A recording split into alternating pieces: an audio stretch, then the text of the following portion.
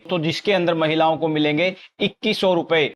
ये देखिए दोस्तों, जैसे ही आप इसका फॉर्म कंप्लीट फिल कर दोगे तब आपके सामने कुछ ऐसा इंटरफेस होगा। आवेदन सफलतापूर्वक जमा हो गया है, आपका आवेदन संख्या यहां आपके सामने होगी। पूरा प्रोसेस क्या है फटाफट से जान लेते हैं इसके अंदर। यहां लाडो लक्ष्मी योजना का फॉर्म कैसे भरें, 2100 रुपए शुरू से लेकर प्रिंट तक का प्रोसेस मैं आपको अभी दिखाने वाला हूं। 6 चरणों का पूरा प्रोसेस है। 2025 है। अब विवाहित, अविवाहित, इनकम और अन्य जरूरी जितने भी कागजात हैं सभी का पूरा प्रोसेस। सबसे पहले तो आपको यहां पर DDLLY एक ऐप इंस्टॉल करनी है अपने मोबाइल में। उसके बाद आपके सामने कुछ ऐसा इंटरफेस होगा।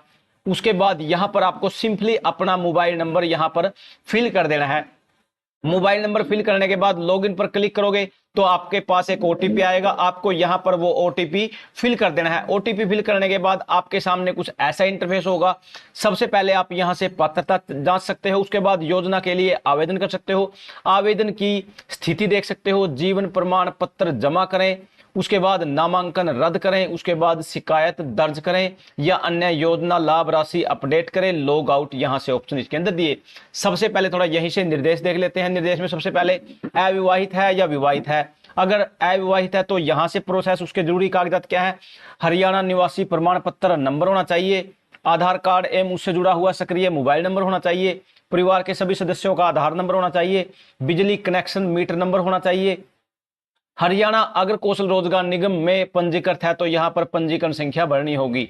उसके बाद वाहन पंजीकरण, अगर आपके पास जितने भी आपके परिवार में वाहन है उन सभी का डाटा भी आपको यहां पर देना होगा। आपके पास जितने भी अपडेट एक्टिव या सक्रिय बैंक अकाउंट है वो भी देने होंगे। अगर विवाहित हो तब हरियाणा निवासी प्रमाण पत्र होगा, आधार कार्ड से जुड़ा हुआ मोबाइल चाहिएगा, आधार कार्ड भी चाहिएगा, परिवार के सभी सदस्यों का आधार नंबर, ससुराल पक्ष के सभी सदस्यों का आधार नंबर, बिजली कनेक्शन देना होगा। हरियाणा कौशल रोजगार निगम में अगर पंजीकरण है तो पंजीकरण नंबर, यदि पंजीकृत है तो वाहन नंबर यहां पर देना होगा, परिवार में किसी का भी हो। उसके बाद पहला चरण यहां से शुरू हो जाता है।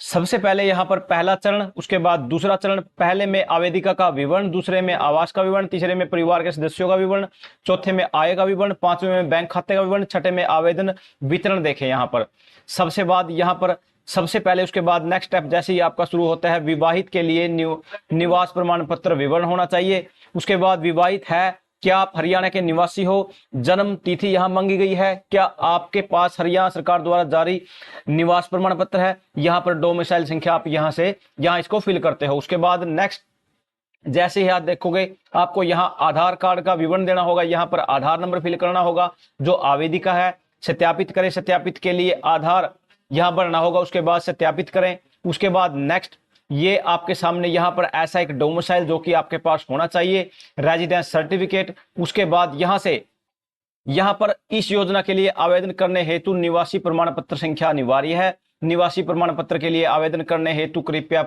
यहां पर जाएं, अधिक जानकारी के लिए कृपया देखें यहां पर। उसके बाद ठीक है, या नीचे यह योजना केवल हरियाणा के निवासियों के लिए, अतः आप इस योजना के लिए पात्र नहीं है, ठीक है।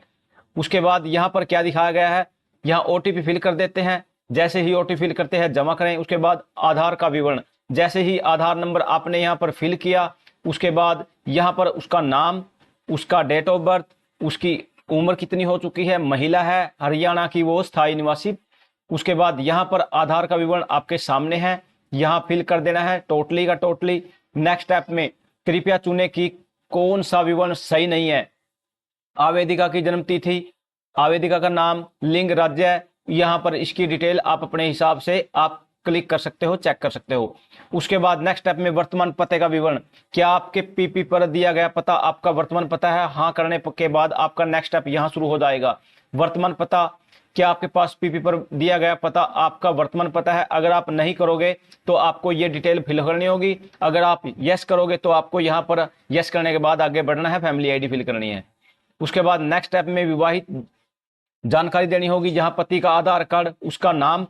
उसके बाद विवाहित जानकारी में आप यहां पर आवेदिका का विवरण 1 से 6 में आते हो, पति का नाम, उसकी डेट ऑफ बर्थ, विवाहित की तिथि, उसके बाद पति का जन्म स्थान, उसका जिला कौन सा है, ब्लॉक कौन सा है, वार्ड कौन सा है, विलेज कौन सा है।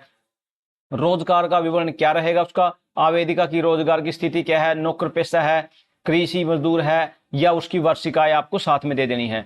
उसके बाद आवेदन प्रक्रिया के अंदर आप यहाँ देख सकते हो, जैसे दूसरा विवरण आपका यहाँ से शुरू हो जाता है, आवास का विवरण। आवास के विवरण में वर्तमान स्थिति क्या है, जैसे सरकारी क्वार्टर है, नियोजक द्वारा प्रदान किया गया आवास है, किराए का है या छात्रावास, या उसके बाद शयनागार वृद्धाश्रम है, कहाँ है, आपको अपने हिसाब से यहाँ पर किराए का मकान या अन्य जो भी आपकी स्थिति आपको दे देनी है। उसके बाद आवास का विवरण, आप यहाँ पर आवास का विवरण दे सकते हैं। क्या आपके माता पिता हरियाणा में रहते हैं? हाँ, तो उसके बाद आपको यहाँ डिटेल फिल कर देनी है। अगर आप यहाँ से विवाह से पहले का आवास या पता दे रहे हो तो आपको यहाँ हरियाणा के अंदर शादी से पहले जो महिला आई है उससे पहले जो एड्रेस था वो यहाँ फिल करना है, राज्य, जिला, ब्लॉक।